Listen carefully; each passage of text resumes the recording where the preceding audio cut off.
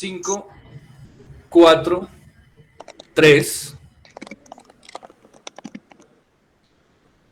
Muy buenos días a todos y bienvenidos a nuestro maravilloso programa que semanalmente traemos junto con el Consultorio Jurídico de la Universidad Militar Nueva Granada, el Magazine Jurídico. El día de hoy, con un programa especial organizado por el CELENI, el Centro de Litigio Estratégico Nacional e Internacional de la Universidad Militar Nueva Granada. Un tema muy interesante para el día de hoy de las relaciones civiles y las relaciones militares.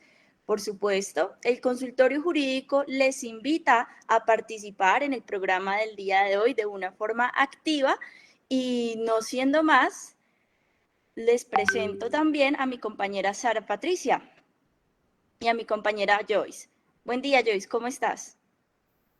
Hola Sara, muy buenos días a toda nuestra audiencia y en especial a nuestros invitados el día de hoy.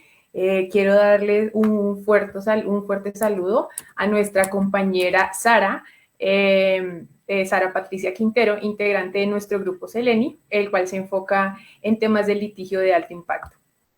Sara, bienvenida. Hola Joyce, Sara María y todo el equipo, especialmente pues para nuestros invitados, el general Eduardo Zárate y el doctor Javier Oliva. Muchas gracias por estar aquí con nosotros y un saludo también para nuestra audiencia que nos ve en este momento. Gracias, Sara Patricia. Bueno, y también el día de hoy tenemos unos invitados especiales de México. Es nuestro programa precisamente de internacionalización. La idea es que la universidad empiece y despegue en esta área. Por supuesto, le damos la bienvenida al general de la división, Eduardo Emilio Zárate Ladeso. Buen día, general Zárate. ¿Cómo se encuentra? Muy buenos días. Primero quiero agradecer la invitación a la licenciada Sara Quintero y a todos ustedes para estar esta mañana con ustedes y estamos listos para empezar. Y buenos días a Colombia desde México. Gracias, general. Joyce, ¿a quién más nos traes el día de hoy? Bueno, también el día de hoy tenemos a nuestro super invitado especial, el doctor Javier Oliva Posada. Buenos días, doctor Javier. ¿Qué tal, Joyce? Mucho gusto estar en este foro tan importante. También para mí es una distinción compartir estos minutos con un militar mexicano destacado, muy reconocido, como es el general Zárate Landeros. Me da mucho gusto saludarlo, general. Y desde luego a la Universidad Militar de Nueva York. Gracias, doctor. Esta invitación me he permitido hacer la publicidad también en la Universidad Nacional Autónoma de México, enviando a distintos círculos de estudios especializados en temas de defensa, seguridad e inteligencia. Muchísimas gracias por la invitación, Joyce, Sara, Gonzalo, Sara Patricia. Gracias, doctor Javier. Bueno, antes quiero darle también la bienvenida a nuestro doctor y queridísimo profesor Gonzalo Guillermo Molano. ¿Cómo se encuentra, doctor Gonzalo? Sara María, buenos días. Un placer estar aquí en este panel de trabajo con tan maravillosos invitados y con tan espléndidas estudiantes lideresas de nuestro proyecto académico Plus Ultra de la Universidad Militar Nueva Granada. Quiero extenderle un saludo muy especial al doctor Giancarlo Mejía Suero, nuestro director general del Consultorio Jurídico, por supuesto también al mayor Omar Duzán, nuestro decano de la facultad, y al general Luis Fernando Puentes, nuestro rector. También un saludo muy especial a Elmer Gutiérrez, nuestro coordinador general de emisoras, y al doctor Giovanni Garay, nuestro director de comunicaciones. Un placer estar aquí nuevamente, Sara, en este espacio. Gracias, doctor Gonzalo. Joyce, te doy paso para que puedas hacer una presentación un poco más formal de nuestro invitado Javier. Doctor Javier. Bueno, pues esta hoja de vida es una hoja de vida que cuando la leí quedé así, wow, es muy interesante. La hoja de vida del doctor Javier Oliva Posada, profesor titular de tiempo completo definitivo en la Facultad de Ciencias Políticas y Sociales de la UNAM, doctor en Ciencias Políticas de la misma facultad, maestro en Estudios Latinoamericanos, ambos grados obtenidos con mención honorífica y licenciatura en Ciencias Políticas y Administración Pública. estudios de doctorado en Sociología del Derecho en la Universidad de Lici, en Italia, residencia de investigación postdoctoral en el Instituto de Estudios Políticos Sciences Po en París, conferencista en diversas prestigiosas instituciones, tanto en América como en Europa, entre ellos el Centro de Estudios Superiores Navales de la Marina Armada de México, el Centro de Investigaciones y Seguridad Nacional, el Instituto de Altos Estudios de Defensa Nacional de Francia, el Centro de Estudios Hemisféricos de la Defensa William Perry Center de la Universidad de la Defensa del Departamento de Defensa de los Estados Unidos, de la Universidad Complutense de Madrid y de la Universidad Javeriana en Colombia, entre otras. Autor de los libros La Sociedad sin Partidos Políticos en el año 1993, Ciencia Política para el Estudiante Latinoamericano en el año 2011, entre otros. Y condecoración al Mérito Docente Militar de la Secretaría de la Defensa Nacional, distinción al Mérito Universitario por parte de la Rectoría de la UNAM y condecoración al Mérito Docente Naval en primera clase de la Secretaría de Marina Armada de México y, por si fuera poco, Premio Nacional de Periodismo en la categoría de artículo de fondo relacionado con temas de seguridad nacional.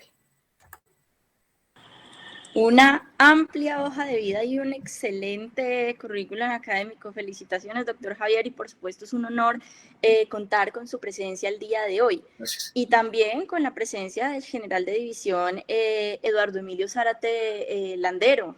Como ya lo hemos saludado, él es licenciado en Administración Militar, ingresó al Ejército Mexicano como cadete en el Heroico Colegio Militar en 1969.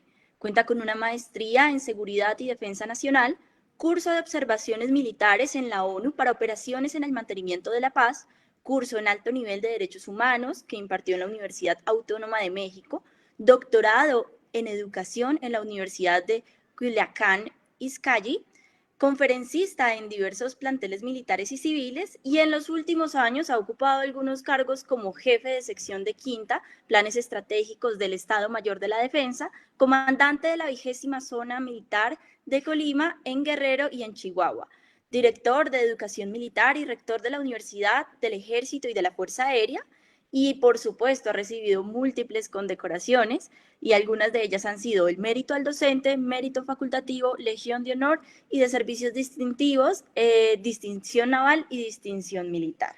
Así que nuevamente le damos la bienvenida al general Zárate. También es un honor contar con su presencia el día de hoy. Y bueno, no siendo más y ya para entrar en materia, vamos a darle paso a mi compañera Sara Patricia Quintero para que nos introduzca un poco en el tema del día de hoy, relaciones entre militares y la sociedad civil en un Estado de Derecho. Adelante, Sara. Hola, muy buenos días de nuevo. Muchas gracias por la presentación. Sí, este tema de las relaciones civiles militares, pues siempre fueron como muy complejas de analizar, tanto en regímenes autoritarios o democráticos, ¿sí? Sin embargo, pues los gobiernos empiezan como a supervisar ese monopolio legítimo al interior del Estado con ese control efectivo de sus Fuerzas Armadas, principalmente pues para defender lo que es la nación como tal y pues obviamente también para asegurar la calidad de las instituciones permanentes, pues que obviamente están integradas por las fuerzas militares, ¿no? Debido a eso, pues Colombia y México pues han tenido una especie de transformación en sus fuerzas militares, ¿no? Y el problema radica es que en la sociedad democrática moderna o digamos como en cualquier sociedad como tal, abierta pues como a la información, las fuerzas militares no pueden seguir siendo aisladas en esa relación con la sociedad civil. Y se ha convertido en un desafío de cómo conseguir entonces, bajo un modelo de interpenetración entre lo civil y entre lo militar, ¿no? Ese control civil que no se debilite, pero que tampoco sea un obstáculo para la efectividad militar, tanto en tiempos de paz como en tiempos de de conflicto. Y es ahí, digamos, donde hoy se pretende pues dar esta exposición por parte de nuestros invitados, pues para que nos dé también como una visión pues general y específica de lo que es estas relaciones civiles militares, tanto en México como en América Latina, ¿no? Lo último, digamos, que podría darse de estas relaciones civiles militares es como también en cuanto a la participación política, que ha venido, digamos, siendo uno de los grandes puntos álgidos pues en cualquier país de América Latina frente a este tema, y también el debate en cuanto al tema ya gubernamental o de las autoridades gubernamentales que nos orienten entonces a definir unas estrategias pues como para promover el desarrollo de las funciones de sus fuerzas militares, pues obviamente sean compatibles con esos procesos de fortalecimiento democrático de ese Estado social de derecho y también pues el tema de ese control civil. Por eso me gustaría pues iniciar con el general Zárate, de él cómo puede visibilizar el tema de la doctrina militar o cuál cree él que es la doctrina militar y el rol de las fuerzas militares en un estado democrático. Entonces, esa relación de esa doctrina militar, el rol de las fuerzas militares en ese estado democrático de derecho. Si nos puede entonces, a partir de aquí, dar su apreciación general. Sí, cómo no, mire. Primero quiero decirles que las Fuerzas Armadas de México es una institución permanente. Eso ha sido desde su creación, ¿no? Las relaciones cívico-militares en México también son de carácter institucional, donde el poder militar está subordinado al poder civil, el cual está representado por el presidente, que a la vez, como en muchos países del continente, es el mando supremo o el jefe de las Fuerzas Armadas. Entonces, a partir de ahí hay una subordinación, tanto en el aspecto político como en el aspecto militar, a las direcciones que marca el presidente de la República, y que a través de los secretarios, porque en México es un país, a diferencia de muchos, creo que es el único país, que sus Fuerzas Armadas tienen dos secretarías de Estado, la Secretaría de la Defensa Nacional, que tiene la Comandancia del Ejército y de la Fuerza Aérea, y nuestra Secretaría de Marina, que tiene bajo su dirección la Armada de México, ¿no? Entre ambas hay buena coordinación y ambas están subordinadas al poder civil, ¿no? En una sociedad democrática, como es la mayoría de los países del continente, pues es importante que las Fuerzas Armadas estén bajo el control del poder civil, como le decía, ¿no? Pero también juntos deben ver la protección de los derechos del hombre y del ciudadano, algo que en nuestras Fuerzas Armadas se lleva a cabo, ¿no? Otro aspecto que yo creo que hay que considerar en esa relación es la confianza que tiene la sociedad en sus instituciones militares, ¿no? Y creo que aquí podemos pues hasta presumir que cuando hacemos encuestas o se llevan a cabo encuestas a nivel nacional, el aspecto que la sociedad demuestra el respeto, y más que el respeto, la confianza, es bastante, ¿no? Quiero decirle que en las últimas encuestas que se han realizado a nivel nacional, normalmente nuestras Fuerzas Armadas se encuentran entre el primero al tercer lugar, ¿no? Paralelo a la universidad y a la iglesia, que son las tres grandes instituciones que de alguna manera la sociedad mexicana confía en ellos, ¿no? Pero también debe haber un equilibrio en esas relaciones, ¿no? Un equilibrio que asegure, por un lado, el respeto y la subordinación de las Fuerzas Armadas, pero también, por otro lado, la autonomía profesional que las Fuerzas Armadas requieren para llevar a cabo sus tareas, sus trabajos, ¿no? Otro aspecto también es importante dentro de esas relaciones, es el aspecto del presupuesto, ¿no? Debe haber un presupuesto adecuado para que las Fuerzas Armadas garanticen y puedan dar respuesta a todas las misiones y tareas que tienen encomendadas o ordenadas por el propio presidente de la República, ¿no? Ahora, las Fuerzas Armadas en todos los países yo creo que tienen un objetivo primordial, ¿no? Tendrán varias misiones, pero yo creo que el objetivo de las Fuerzas Armadas, por lo menos en México, es coadyuvar con la seguridad y con el desarrollo del país, ¿no? Ese vínculo, seguridad-desarrollo, no se puede dividir, ¿no? No podemos tener desarrollo si no hay seguridad, y tampoco se puede gastar mucho en seguridad, porque entonces el país, hay ejemplos de países que tienen mucho presupuesto para su Fuerza Armada, pero el país no se encuentra en desarrollo, ¿no?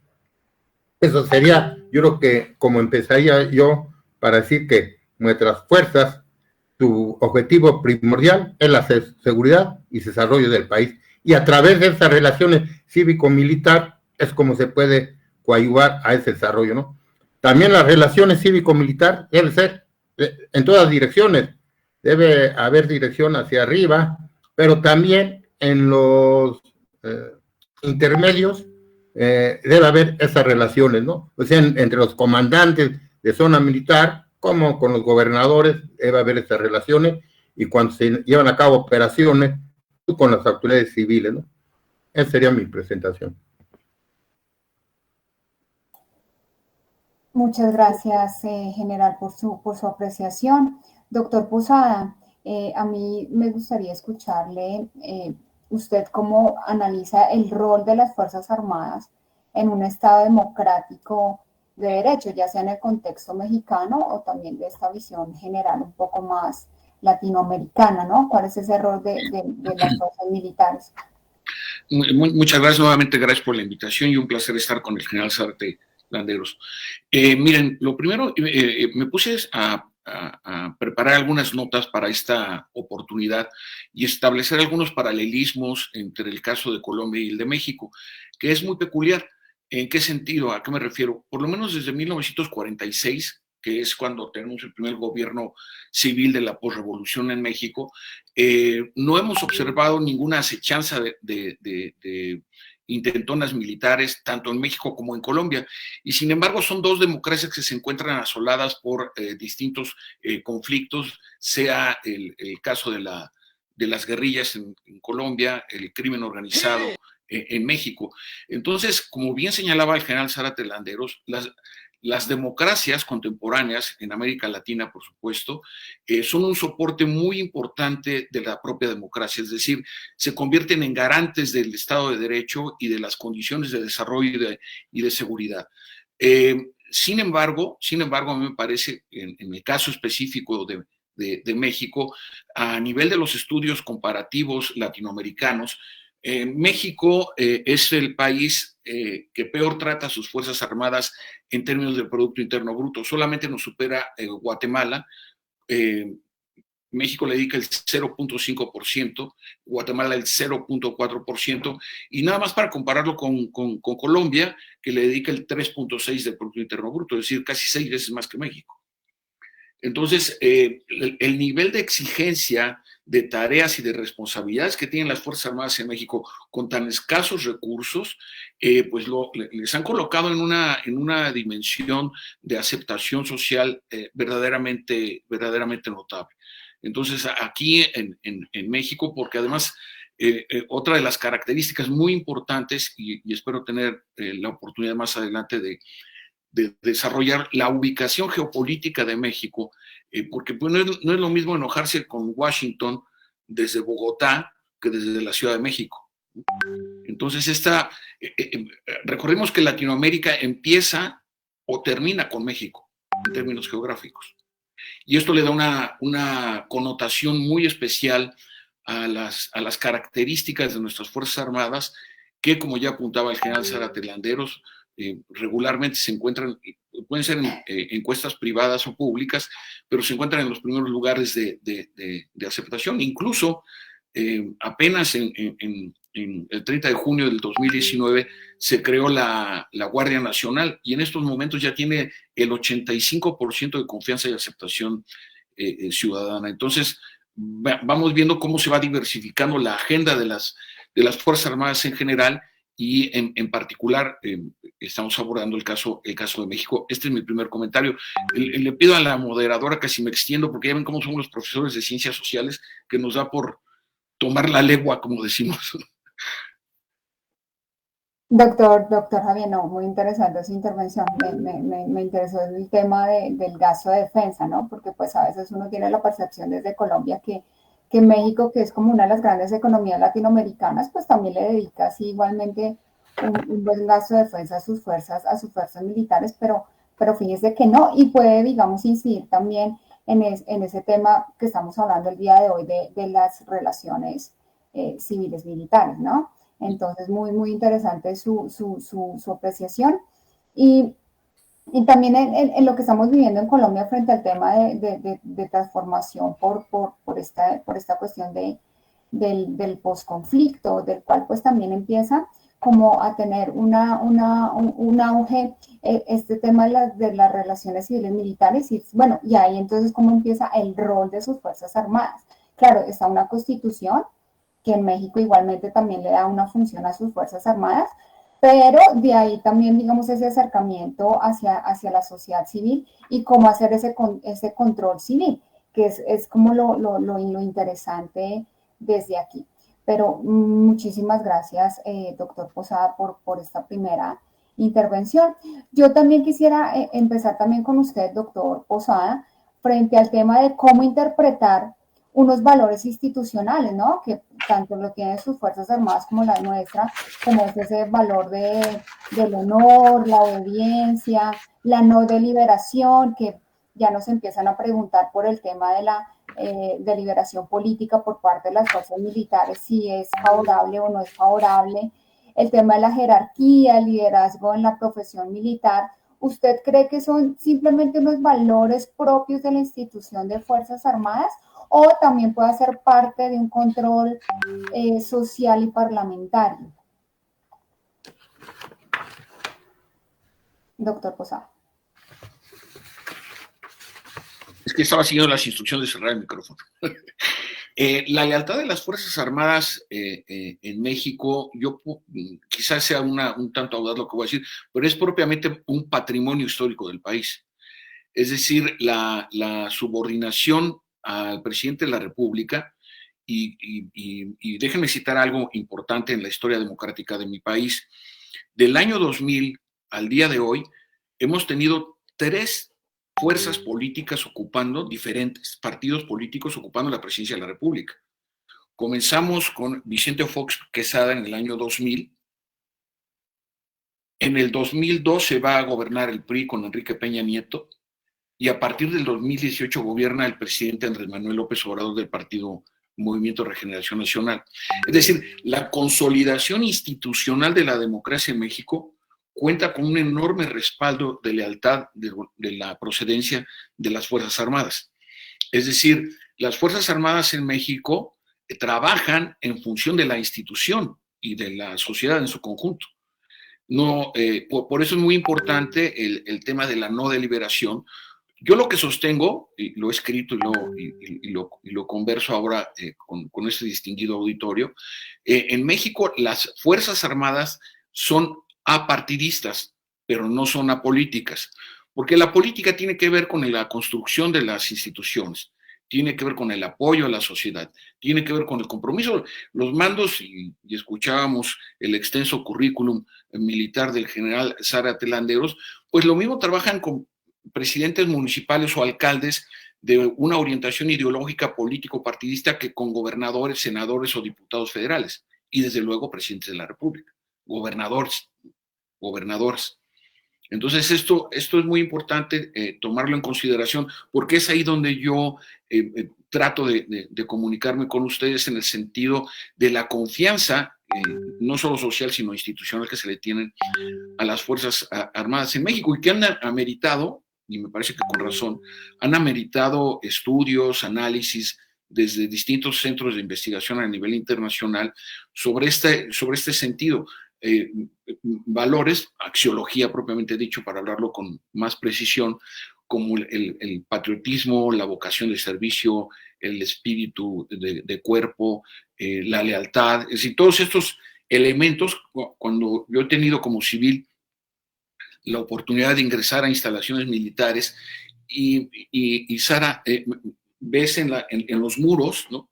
Ves estos conceptos, o sea, que están ahí puestos. Entonces pasan de ser valores a ser doctrina. Y esto le da una solidez institucional. Yo no tengo ninguna relación con las Fuerzas Armadas, ni personal, ni mucho menos, sino solamente me dedico a analizar las relaciones civiles militares y ver esta conducta, ¿no? Apegada al Estado de Derecho y a la institucionalidad propiamente dicha. Hasta aquí mi segundo comentario. Muchas gracias, doctor Posada. General Zárate, esta pregunta que pues usted la ha vivido por muchos años y la vivió, ¿no? Estos valores institucionales, como ahorita lo mencionaba, del honor, la obediencia, la no deliberación, la jerarquía, que es propia de las Fuerzas Armadas, el liderazgo en la profesión militar. ¿Usted lo ve simplemente como unos valores institucionales que los miembros de la fuerza deben de cumplir, o también son valores que sirven de un control parlamentario o un control social? Antes de entrar a los valores, quiero agregar un poco más y ampliar lo que decía el doctor Oliva sobre la historia de México en relación a nuestros presidentes, ¿no? Desde 1924, cuando tenemos nuestro primer presidente, siendo un general, él, Guadalupe Victoria, él creó el Ministerio de Guerra y Marina. En aquella época nada más 4 ministerios se crearon, y ahí la importancia de la Fuerza Armada, desde el nacimiento de nuestro país como independiente, ¿no? De 1924 a 1920, México tuvo 43 presidentes, 28 fue de origen militar. O sea, a pesar de la situación, todo, 28 militares fueron presidentes, ¿no?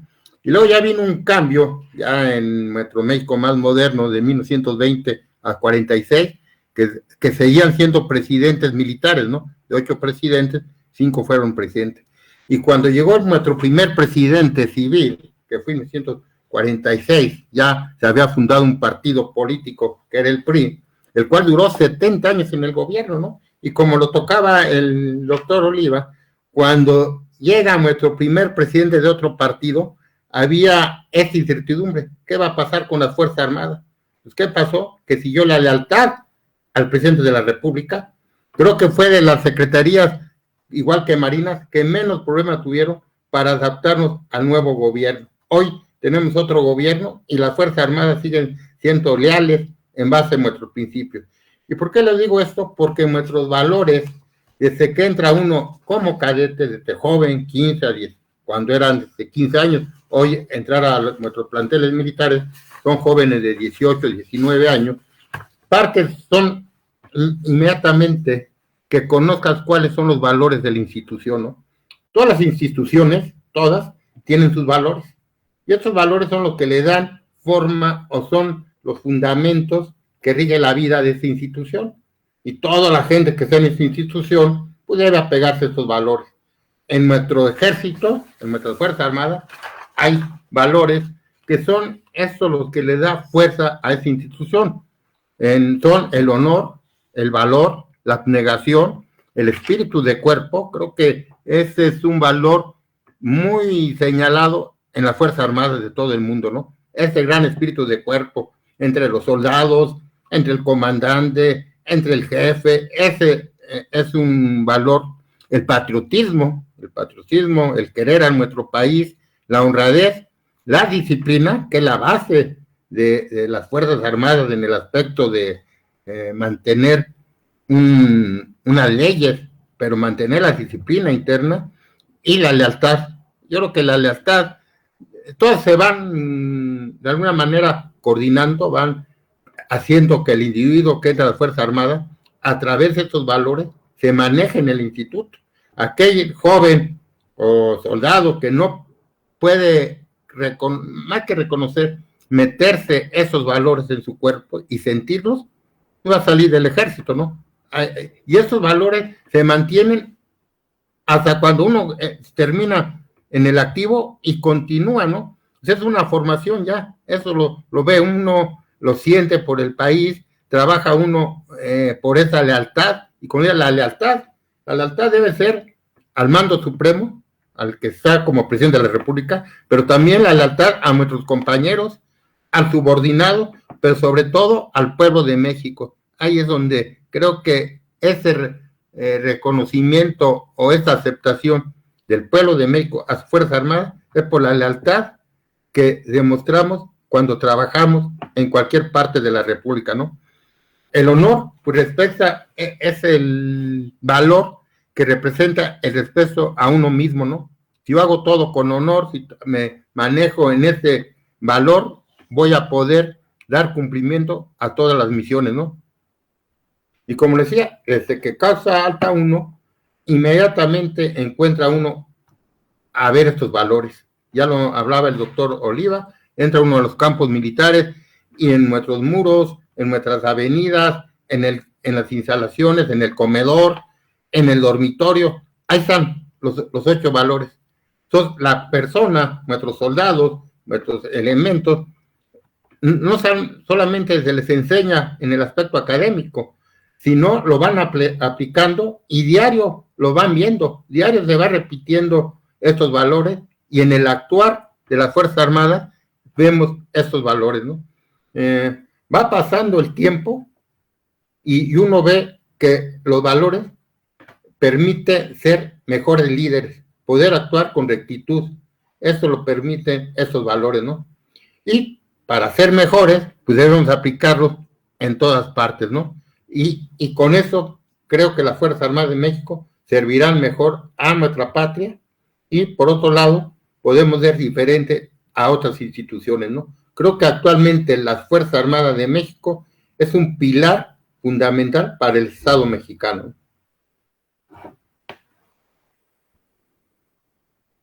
Muchas gracias, general. Sí, le escuchaba y también pues es muy parecido ese tema con las fuerzas militares de Colombia, ¿no? Estos valores también están, digamos, muy arraigados en la institución, ¿sí? Siempre presentes. También he tenido la oportunidad de estar en algunas escuelas y siempre, digamos, están estas palabras de patria, de honor, de lealtad, que no es, digamos, solamente un tema para recordarle pues al oficial o a su oficial sobre estos valores que permanentes en su actuar, sino también, digamos, como recordarles como el tema también de una u otra forma en ese aspecto civil. Entonces, es también darle a entender como al público en civil que estos valores no son solamente por ser una institución militar, sino que también hacen parte también de ese control civil que les da el mismo Estado para garantizar, pues obviamente, la seguridad y la defensa de la nación, ¿no? Entonces sí se convierte en un poco jurídico, legal, pero también dentro de esa misma cultura y dentro de ese mismo aspecto social, del cual entonces pues es bastante importante y relevante, y sobre todo cuando pues se está intentando establecer un tema de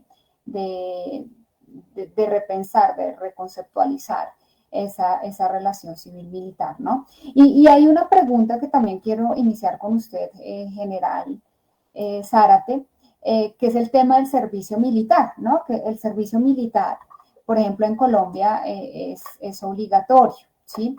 Porque así pues lo dice ese contexto jurídico legal de nuestro país. Y pues obviamente ese servicio militar tiene un impacto sobre la sociedad civil, ¿no? Entonces, quisiera escucharlo, general, de cuál pues puede ser su análisis, ¿no? Teniendo en cuenta también ese tema de violencia que pues sufre tanto México como Colombia. De hecho, ahorita lo hablábamos un poquito antes de iniciar el programa. ¿Qué análisis le da usted, general, al tema del servicio militar, ¿no? En ese contexto jurídico, en ese contexto social mexicano, digamos el tema de la incorporación que pues hace sus Fuerzas Armadas, de qué manera lo hace y si eso ha tenido algunas falencias y quizás un un rompimiento en esa relación civil-militar en este aspecto del servicio militar. Sí, el servicio militar nacional en México es obligatorio para los jóvenes varones cuando cumplen los 18 años. Ellos se van, se alistan y se hace un sorteo en México y a algunos les toca irse a encuadrar los sábados a las unidades militares. Para la Secretaría de Defensa Nacional y Marina es muy importante porque va a ser el primer contacto que van a tener jóvenes que no ingresan a nuestras Fuerzas Armadas y que no conocen nuestras Fuerzas Armadas, pero este sábado, que dura 4 o 5 horas dentro de nuestras instalaciones, va a ser el primer contacto. Yo cuando era comandante y veía el servicio militar, yo le decía a los oficiales, cuando el joven salga de nuestra instalación al término de su sábado, de su adiestramiento, debe llevarse un concepto de qué son las Fuerzas Armadas. O sea, que dan 5 horas en que esta relación que va a tener por primera vez de la Fuerza Armada, él debe irlo analizando y porque van a hacer el vínculo. Estos jóvenes van a regresar a su casa, van a regresar con sus amigos y lo primero que le van a preguntar, ¿cómo te fue? ¿Cómo son las Fuerzas Armadas? Entonces ahí es importante para esta Secretaría que los jóvenes asistan y conozcan las Fuerzas Armadas. Hoy actualmente las Fuerzas Armadas, yo creo que de todo el mundo, pero de México, hacen muchos aspectos de labor social, aspectos de entrega de libros educativos. Hoy en la pandemia, que es algo que nos ha venido a afectar a todo el mundo y nos ha cambiado hasta la forma de vida, el aspecto de dar vacunaciones, todo esto, pues el Servicio Militar Nacional va aprendiendo y también se les emplea para ese tipo de actividades sociales. En México dura 1 año el Servicio Militar Nacional obligatorio, van cada sábado. Sin embargo, ese documento, que le llaman la cartilla militar y que se requiere en ocasiones, antes hasta para salir al extranjero, se requería para sacar nuestro pasaporte.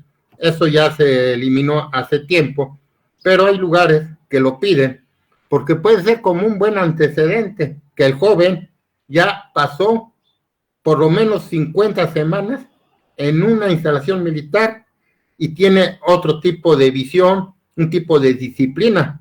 Yo decía, y es muy notorio, a lo mejor nadie le ha dado cuenta, pero llega el joven que nunca ha tocado la instalación militar, llegan ahí 30, 40 jóvenes, llega un sargento, los llama, los forma, y no hay ningún joven que diga que no. Y a la hora, estos jóvenes ya están aprendiendo a ponerse firmes, a saludar. O sea, ¿cómo es la disciplina? Que en 1 hora a un grupo de jóvenes de diferentes partes, de diferentes ideologías, de diferentes niveles culturales, bajo una buena dirección, se les puede ir formando el aspecto de la obediencia, de la disciplina, eso. Sin embargo, en México había jóvenes que requerían su cartilla pronto. Entonces hizo un nuevo programa que en lugar de ir cada sábado al año, fueran 3 meses a una unidad militar. Pero esos 3 meses iban a quedar encuadrados de lunes hasta sábado en la mañana y hacer todas las actividades como soldados. Solamente eran 100 jóvenes en 12 regiones militares, o sea, 1,200 jóvenes que tenían, yo creo que el gran apoyo, que en 3 meses iban a sacar su cartilla. Pero yo cuando daba la bienvenida a los jóvenes, porque va el comandante, le da la bienvenida, no nada más a los jóvenes, a la familia, y yo le decía lo primero a la familia que confiaran en las Fuerzas Armadas, porque íbamos a transformar a sus jóvenes para algo bueno, que vieran cómo llegaban y que en 3 meses nos dijeran cómo veían a su hijo, a su esposo, a su novio, después de salir en estos 3 meses. Muchos jóvenes entraban por la necesidad de la cartilla, sin saber del ejército. Lo que quiere decir que de esos 100 jóvenes, 25 más o menos, se quedaban con nosotros. Deseaban causar alta, nunca pensaron en ser soldados, pero cuando vieron el ambiente, cuando vieron la forma en que viven nuestros soldados, la forma en que se desplazan en su vida en esos 3 meses, 25 jóvenes quedaron encuadrados, o sea, solicitaron su alta en el ejército. El resto tampoco entró con trabajo, les aseguramos a través de empresas de seguridad, todo, tener trabajo. O sea, el joven entraba con el deseo de hacer su cartilla y se encontraba entre que salía con disciplina, que salía ya con un trabajo, y cuando yo le preguntaba a la familia cómo veían a los hijos, todas decían un cambio total, un mejor ciudadano, una gente que conoce mejor a México, y creo que el Servicio Militar Nacional funciona bien en México. Sin embargo, como les decía, la pandemia nos vino a quitar eso. Hoy el Servicio Militar Nacional, no sé en otros países, pero en México no se puede llevar por el aspecto de salud. Preferimos mejor que se mantenga, pero esperemos que el próximo año el servicio militar obligatorio para nuestros jóvenes se pueda ya realizar en forma presente, ¿no? Pero quiero decir que la mujer no se quedó atrás, no es obligatorio para la mujer, pero sí la mujer que quiere lo puede realizar, y poco a poco vemos que hay más mujeres que lo realizan. No nada más reciben materias militares, reciben conocimientos de derechos humanos, conocimientos de sanidad, de primeros auxilios, conocimiento sobre el narcotráfico. O sea, hay jóvenes que casi todo el mundo ya conoce la droga, pero ahí se les vamos a ver el mal que hacen las drogas, ¿no? Entonces, una forma, pero como decía al principio, lo más importante es que conozcan a sus Fuerzas Armadas y que sean ellos lo que al salir el sábado de nuestros cuarteles platiquen qué son nuestras Fuerzas Armadas, ¿no? Creo que tenemos ahí un aspecto de comunicación, de relación cívico-militar, muy buena en México, porque es la forma en que el joven da a conocer qué son las Fuerzas Armadas. Y gracias. Gracias, general. Excelente, digamos, su intervención, ¿no? Me pareció interesante esa última parte sobre las mujeres, que aunque no es obligatorio, pues la mujer que quiera, pues de manera voluntaria prestar ese servicio, pues lo pueda realizar, ¿no? Y doctor Posada, ese servicio militar, tanto en México como en Latinoamérica, que como decía, pues impacta el tema de esa relación civil-militar. Se debate mucho el tema si debe ser obligatorio o no, del cual pues me gustaría, digamos, como que nos amplíe un poquito ese tema, por favor. Sí, gracias. Hay que observar qué está sucediendo en otras partes del mundo con el servicio militar. Por ejemplo, países como Noruega, desde el año pasado ya se volvió obligatorio para toda la población masculina. Y esto, pues evidentemente tiene que ver con la forma en la que se inculcan cierto tipo de valores para construir buenos ciudadanos. La norma en México, desafortunadamente un secretario de Relaciones Exteriores durante el sexenio de Vicente Fox convenció al propio presidente de que la cartilla ya no era un papel o un requisito indispensable para obtener el pasaporte. Y como muy bien señala el general Zárate Landeros, pues es el contacto que tiene, sobre todo la clase media, ¿no? Porque son los que tienen dinero para comprar un pasaporte, ¿no? En México. Entonces, es muy importante este contacto del joven de clase media con sus Fuerzas Armadas, porque pues, es el único momento en donde ingresa a una instalación, conoce los uniformes, las jerarquías, etc. Pero desafortunadamente esa regla ha permanecido hasta el día de hoy. Y entonces la cartilla en México, la cartilla del Servicio Militar Nacional, es indispensable, por ejemplo, para trabajar en el sector público, ¿no? O para trabajar en cierto tipo de áreas relacionadas, digamos, aunque sea de manera tangencial con asuntos de seguridad pública. Entonces, a mí me parece que esto va a corregirse. Es decir, que el servicio militar nacional fuera hay obligatorio, pero se hace un sorteo, como decía el general hace un momento, pero que también se recuperara la obligatoriedad de la cartilla para la obtención del pasaporte. Porque, insisto, hay países como Israel donde el servicio militar obligatorio para hombres y mujeres dura 3 años, por ejemplo. Entonces, sí, en algunos países europeos se ha estado recuperando esta norma, por llamarlo así, de tal manera que los valores que se le inculcan a los jóvenes, principalmente varones, se les inculcan en las instalaciones militares. Y me parece que esto es algo muy importante, sobre todo en un ambiente donde los dispositivos de comunicación, lo que se conocen como medios digitales de comunicación, pues llegan a vulnerar muchos de los valores para esta, por ejemplo, en México tenemos un problema muy serio con la adopción de cierto tipo de prácticas delictivas en la vida cotidiana, ¿no? Es decir, la música que hace apología del delito, hace apología a la violencia de género, al dinero obtenido de mala forma, la posesión de armas. Entonces, la forma en la que se tiene para compensar o para tratar de neutralizar, si fuera posible, este tipo de conductas, uno de esos vehículos es precisamente el Servicio Militar Nacional. Gracias. Muchas gracias, doctor Posada. Sí, muy parecido pues también como al contexto colombiano en cuanto al servicio militar obligatorio que sigue siendo muy debatido si obligatorio o no obligatorio. El tema generacional, digamos, de estos jóvenes que tiene, como usted dice, aspectos culturales de dinero fácil o de otros elementos culturales que pues también inciden en ese tema de la prestación de servicio y que pues ha venido, digamos, siendo un punto referente para mirar esa relación civil-militar, ¿no? Y es ahí, digamos, donde más se encuentra este aspecto y sobre todo dentro de ese contexto de Estado de Derecho, ¿sí? Quiero darle la palabra al doctor Gonzalo Molano, del cual nos quiere pues aquí intervenir sobre una pregunta que tiene el auditorio que nos está viendo en este momento. Gracias, Sara. Bueno, primero que nada, saludar a los diferentes seguidores que por nuestras redes sociales nos están saludando y le envían también sus muestras de reconocimiento y también de admiración por el tema a nuestros dos invitados.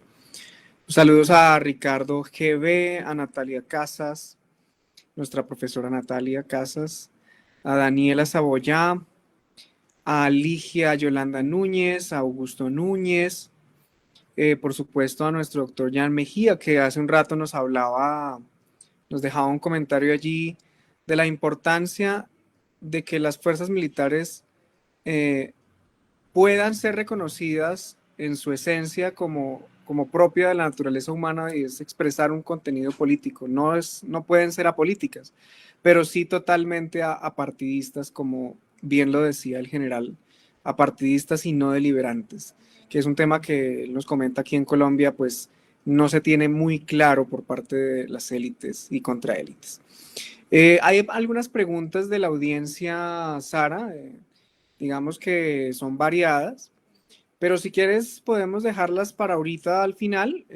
Quería, digamos, extenderle un saludo. Por aquí voy a dejar algunas de las preguntas como para ya nuestros invitados tomen nota y ellos nos digan cuál de ellas quieren adoptar. Una de ellas: ¿cómo las relaciones cívico-militares impactan en el derecho al voto de los miembros de la fuerza pública? Esta nos lo pregunta la doctora Natalia Casas.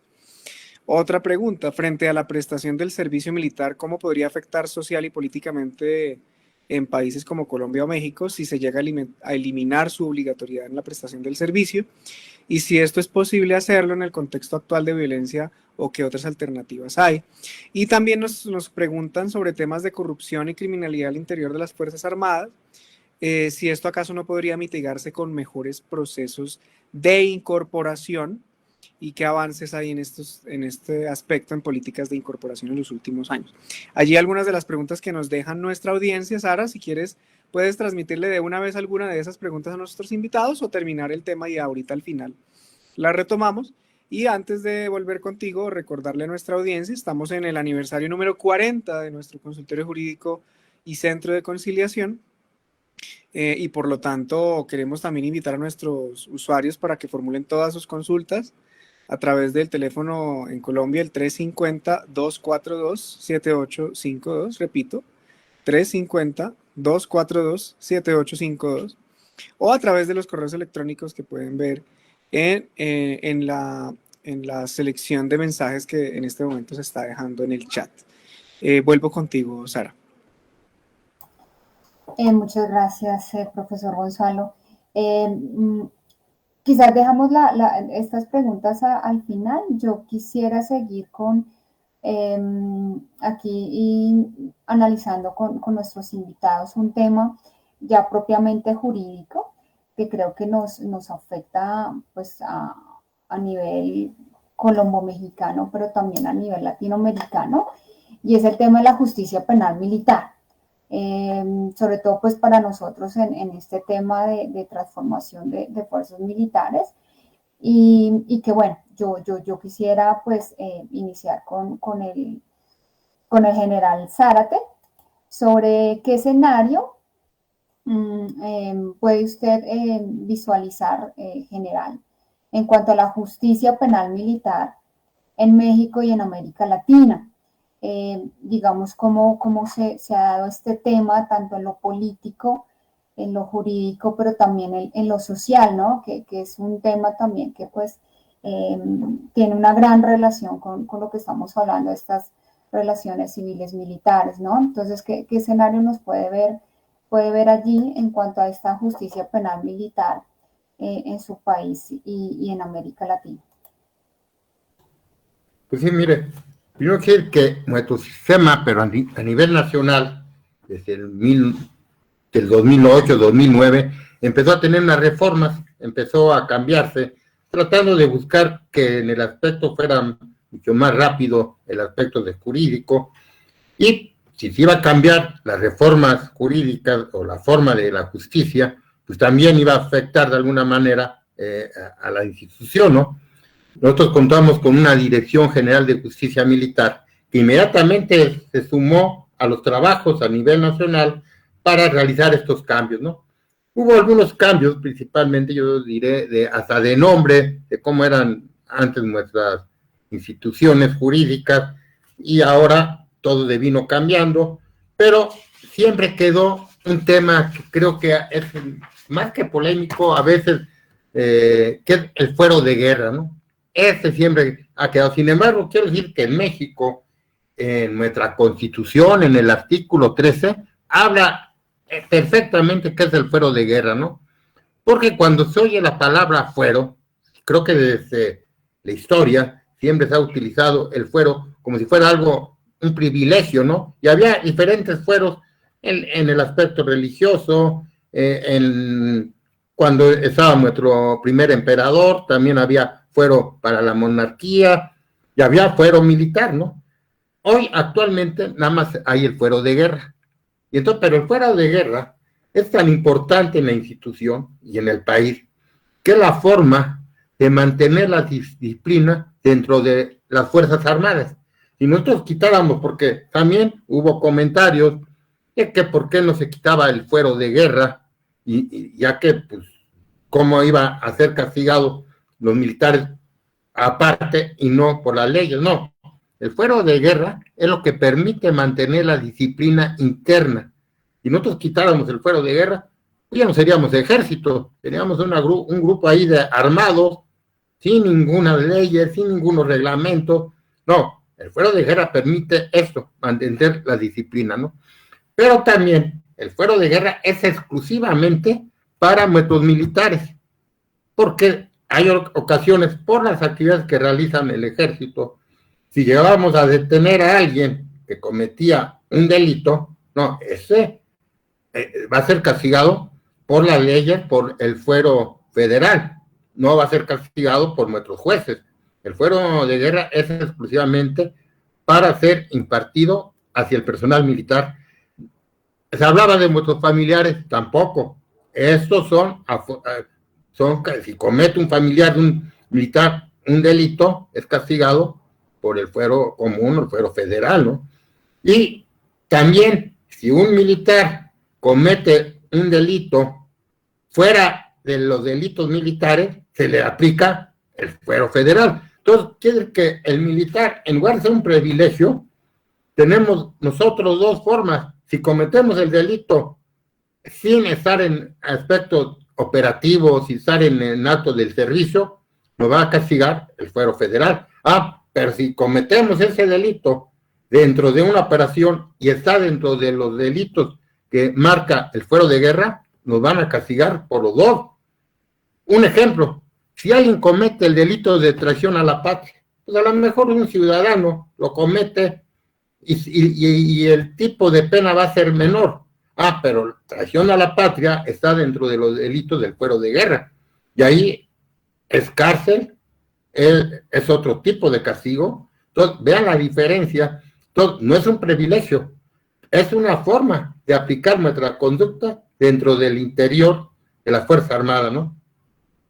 Nos estamos sujetos a las leyes de la sociedad, pero por otra parte, a las leyes y reglamentos militares, ¿no?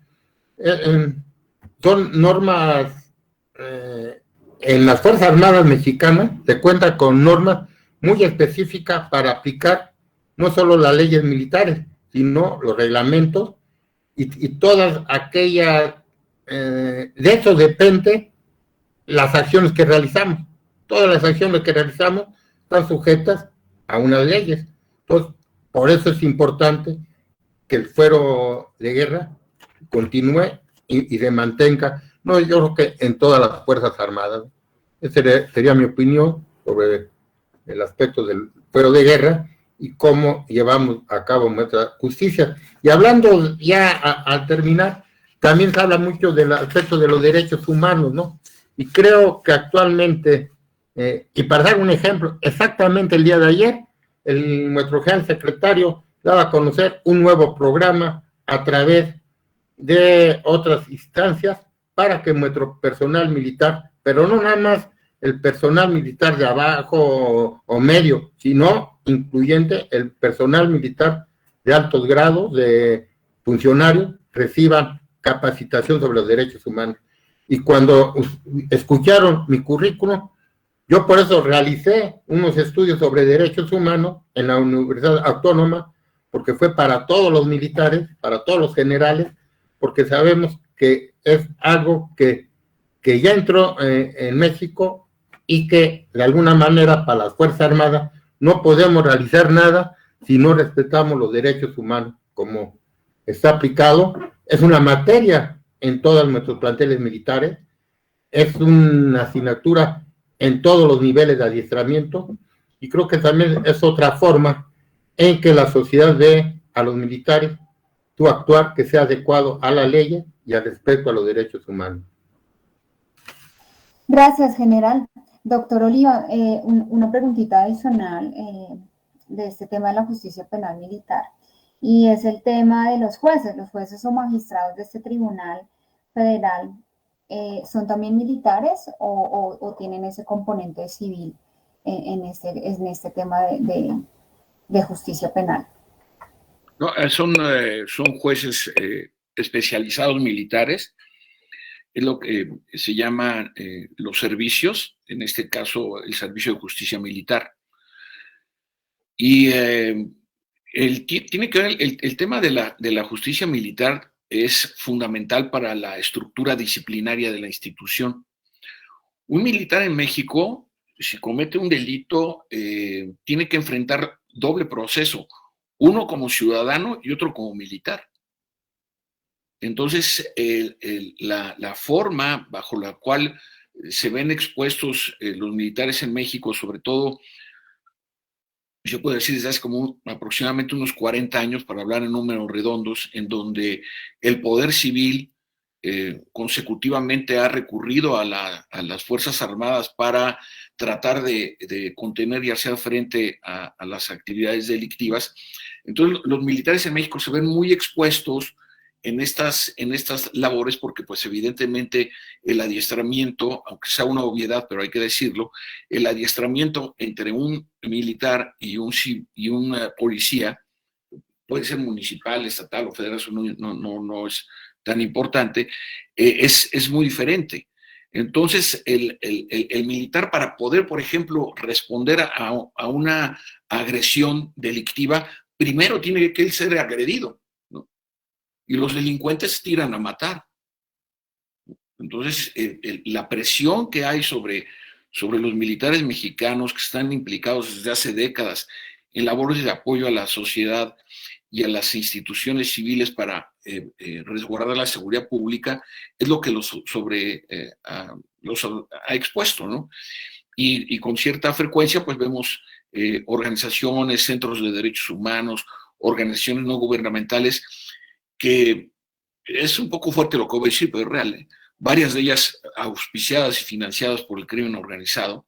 No estoy hablando en absoluto, estoy hablando de algunos casos que son públicos. Entonces, la norma militar es, insisto, un aspecto determinante para mantener la cohesión de la institución. Y por el otro lado, también los militares se ven, sin yo ser un especialista desde luego, pero lo que he leído, lo que he conversado con militares en el activo y en situación de retiro, pues es esta situación compleja, difícil, a la que enfrentan pues para tratar de resguardar la seguridad pública a petición, insisto, y esto es muy importante, a petición del poder civil y de la misma sociedad, Sara. Gracias. Gracias, doctor Oliva, qué interesante. Ese es un tema que también aquí pues en Colombia se debate muchísimo sobre el tema del fuero militar y de esta justicia penal militar. Yo quisiera entonces pasar a una pregunta del público y esta pues para el doctor Oliva, de cómo se puede recuperar ese respeto que en algún momento existió por las fuerzas militares en estas épocas en donde se viven cambios sociales y políticos a nivel mundial, que está también como muy ligado también al tema a veces de corrupción que se da en las instituciones y que pues salen esos escándalos, que también es como lo que queda en el imaginario colectivo, ¿no? Por parte de la sociedad.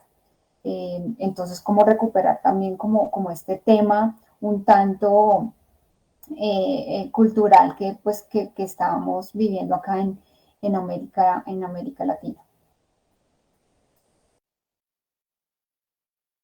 Tiene apagado el micrófono. Sí, ahora con esta pregunta me das la oportunidad de hacer una muy breve caracterización geopolítica de México, que como todos los países pues tiene su dimensión específica, pero siempre es importante tomar en consideración. México tiene 5 millones de kilómetros cuadrados de superficie soberana, 3 de los cuales son agua y 2 son terrestres, tierra seca, como se le conoce. Y en este sentido, las dimensiones de las Fuerzas Armadas mexicanas, comparativamente hablando con los criterios internacionales, como el Centro de Estudios para la Paz de Estocolmo, el CIPRI, pues señalan claramente que las Fuerzas Armadas mexicanas no son lo suficientemente numerosas para resguardar esa cantidad de territorio, además, obviamente, de nuestro espacio aéreo. Por otro lado, Sara, colegas, es muy importante también señalar que en este desarrollo institucional, pues la imagen, la percepción que se tiene de las Fuerzas Armadas de México, incluso a nivel internacional, pues tienen que ver con esta disposición permanente para pues el apoyo a la sociedad. Desde mi punto de vista, la agenda de las responsabilidades militares se ha diversificado y vuelto más compleja. Y mi diagnóstico es que no va a haber punto de retorno.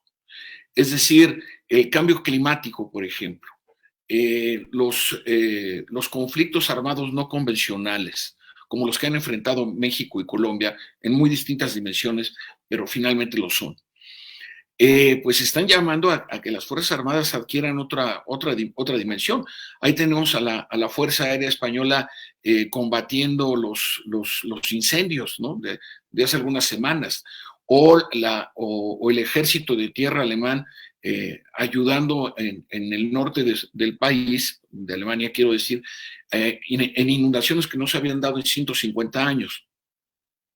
Es decir, esto es muy importante señalarlo, porque también en el caso de Estados Unidos, después de un gran conflicto armado, la élite militar adquiere poder político. Veamos ahora al general Lloyd, que está al frente del Departamento de Defensa y que pues viene de ser un comandante muy importante en los escenarios bélicos, Lloyd Austin, en los escenarios bélicos de Afganistán y de Irak. O pensemos en el general Eisenhower, que después fue 8 años presidente de los Estados Unidos, o el general Ulysses Grant, que también fue 8 años presidente de los Estados Unidos, después de haber sido el militar más brillante de los federados, ¿no? en la guerra civil estadounidense. Entonces, en México no. En México los militares permanecen y mantienen esa institucionalidad, e incluso lo podemos ver ahora en la composición de la nueva Cámara de Diputados que entró en función este 1 de septiembre, y según mis estudios, desde 1946 no hay representantes legislativos militares. Entonces allí es muy importante analizar en este contexto, y a propósito de lo que implica el futuro de las relaciones civiles militares, insisto, en una agenda mucho más diversa y mucho más compleja que la que teníamos hace algunas décadas. Gracias, Sara. Gracias, doctor Oliva, muy amable. Una última pregunta para el general, muy brevemente, general, por favor. Con estos problemas de corrupción dentro de las fuerzas militares, ¿no cree usted que podría mitigarse con mejores procesos de incorporación o con políticas de incorporación para ser parte de las fuerzas militares para mitigar esta problemática? Sí, mire, yo creo que la corrupción ha sido un gran mal en todas las instituciones, ¿no?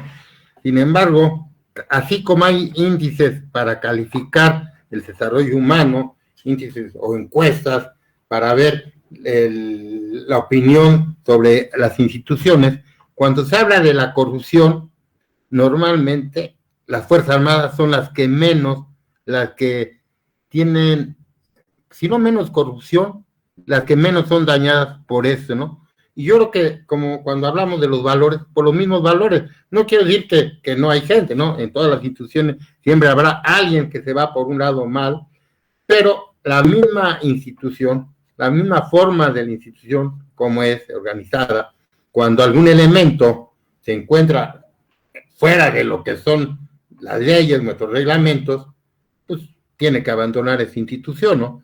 Hay forma inmediatamente de detectarlo, ¿no? Es un mal, pero creo que no es un mal que dañe actualmente a las instituciones, ¿no?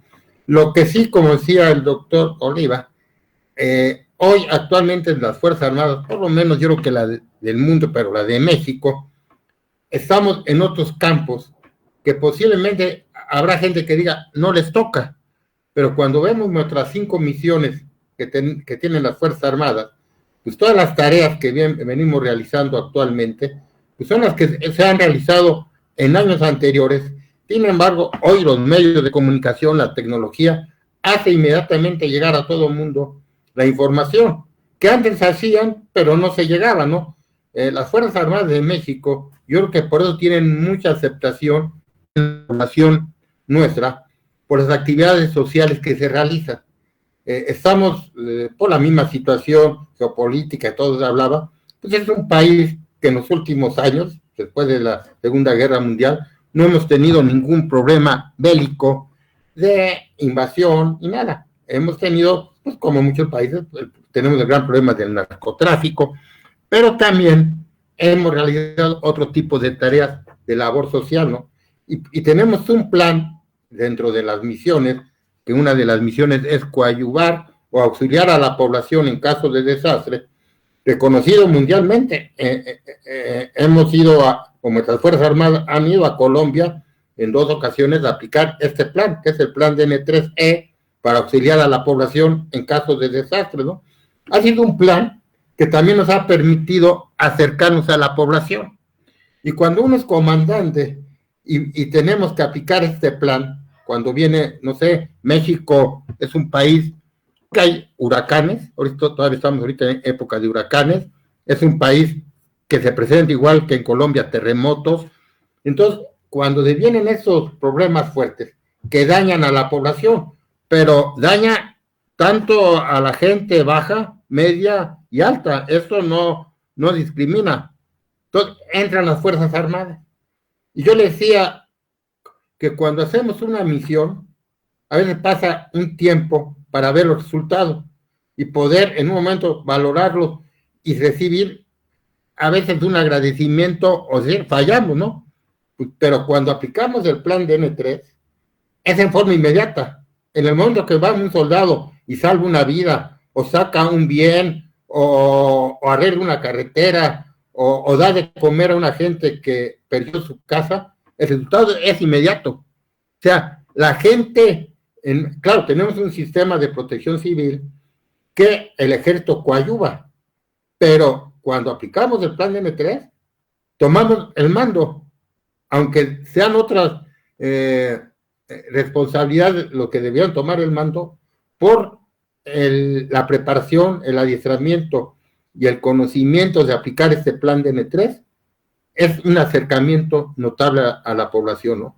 Entonces creo que nuestro ejército, o sea, hablaba hace poco de recuperar, no, creo que nuestro ejército no necesita recuperar, creo que actualmente tenemos la confianza. Yo también lo he dicho, cuando se pierda la confianza de la población al ejército, ahí sí que hay que preocuparnos, ¿no? Pero creo que en México, y creo que en muchos países de América, actualmente la sociedad, la población, admira a sus Fuerzas Armadas, ¿no? Somos una institución que, igual que en todo el mundo, bien organizadas, adiestradas y preparadas para lo que se requiere cada país, y cada país, de acuerdo a su situación, a sus ingresos, a su población, tendrá las Fuerzas Armadas que requieren, ¿no?